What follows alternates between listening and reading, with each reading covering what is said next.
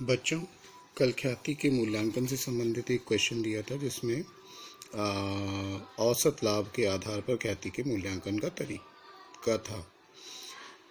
आज इस क्वेश्चन को देखो। क्वेश्चन है, किसी फर्म में विनियोजित पूंजी 10 लाख रुपए है। व्यवसाय की सामान्य लाभ की दर 10% है।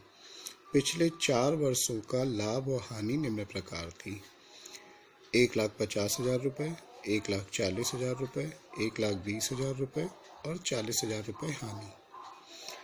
निम्न विधियों द्वारा ख्याति निकालनी है। पहला मेथड था, यदि ख्याति का मूल्य 4 वर्षों के औसत लाभ के 2 वर्षों के क्रय के बराबर हो। ये मेथड कल तक किया है आप लोगों ने। ये एक नया तरीका है, यदि ख्याति का मूल्य अधिलाभ के 2 वर्षों के क्रय के बराबर हो। ठीक है, तो पहला वाला जो मेथड था, पहला वाला मेथड ट्राई करते हैं। इसमें था कि ख्याति का मूल्य 4 वर्षों के औसत लाभ के 2 वर्षों के क्रय के बराबर है। तो पहले तो हम लोगों को औसत लाभ निकालना होगा, एवरेज प्रॉफिट। एवरेज प्रॉफिट निकालने का तरीका होता है कि जो भी जितने वर्षों का निकालना है उतने वर्षों के लाभ को जोड़ दो, मतलब टोटल प्रॉफिट होना चाहिए। लेकिन अगर किसी वर्ष हानि है तो उस हानि को माइनस कर देंगे, क्योंकि हानि का मतलब है नेगेटिव प्रॉफिट, अपॉन जितने वर्षों का हो। 4 वर्षों का है तो अपॉन 4। तो 1,50,000 प्लस 1,40,000 प्लस 1,20,000 माइनस 40,000 बटे 4। इसको जब हम लोग सॉल्व करेंगे तो आ जाएगा 3,70,000। सही है? नहीं सही है। 1,00,000, 2,20,000, 3,00,000, 3,70,000 बटे 4। 4 से इसे हम लोग भाग कर देंगे तो ये हो जाएगा हमारा 4, 36, 10, 92,500 रुपये। ये निकल आया एवरेज प्रॉफिट। फिर निकाल देंगे गुडविल। गुडविल बराबर हो जाएगी, जो एवरेज प्रॉफिट आया है उसको number of year of purchase से गुणा कर देंगे। Number of year of purchase कितना है? 2। तो बराबर हो गया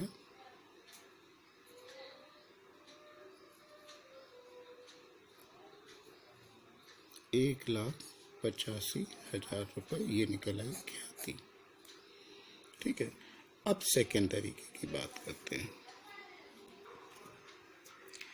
एक करेक्शन किया है बच्चों कि जो सामान्य लाभ की दर पहले 10% थी उसे करेक्ट करके 8% कर लिया है।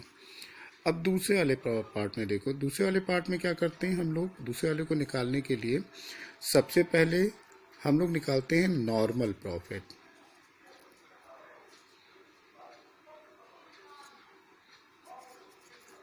नॉर्मल प्रॉफिट हो जाता है जितनी कैपिटल एम्प्लॉयड है। कैपिटल एम्प्लॉयड है 10 lakh into normal rate of return, मतलब नॉर्मल प्रॉफिट की जो रेट है उससे मल्टीप्लाई कर देते हैं। तो ये आ जाता है हमारा 80,000 रुपये। ठीक है, फिर हमें ज़रूरत पड़ती है एवरेज प्रॉफिट की, वो हम लोग ऊपर निकाल चुके हैं। फिर हम लोग को निकालना होता है सुपर प्रॉफिट। सुपर प्रॉफिट का फार्मूला होता है average profit minus normal profit. Average profit था 92,500 माइनस नॉर्मल प्रॉफिट निकला था हमारा 80,000। तो ये हमारा निकल आया 12,500। अब हम लोग गुडविल निकाल देंगे। गुडविल बराबर हो जाएगी क्या? क्वेश्चन ने कहा था कि अधिलाभ। अधिलाभ का मतलब होता है सुपर प्रॉफिट। अधिलाभ के 2 वर्षों का क्रय। तो गुडविल बराबर हो गई 12,500 इंटू 2, मतलब 25,000 रुपये। ये आंसर हो गया। इस चीज़ को समझने की कोशिश करो। ये चीज़ नई है, ये तो पुराना ही था। क्या क्या करना पड़ा? पहले नॉर्मल प्रॉफिट निकालना पड़ा। नॉर्मल प्रॉफिट कैसे निकालेंगे? जो कैपिटल एम्प्लॉयड है उसको नॉर्मल प्रॉफिट का जो रेट है उससे मल्टीप्लाई कर देंगे। 10 लाख इंटू 8/100 आ जाएगा 80,000। फिर निकालते हैं सुपर प्रॉफिट। सुपर प्रॉफिट बराबर हो जाता है average profit minus normal profit. Average profit पहले वाले पार्ट में निकाल चुके थे तो दोबारा निकालने की ज़रूरत नहीं है।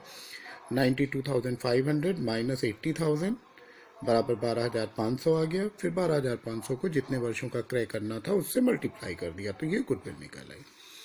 इस चीज़ को समझने की कोशिश करो, फिर बताओ।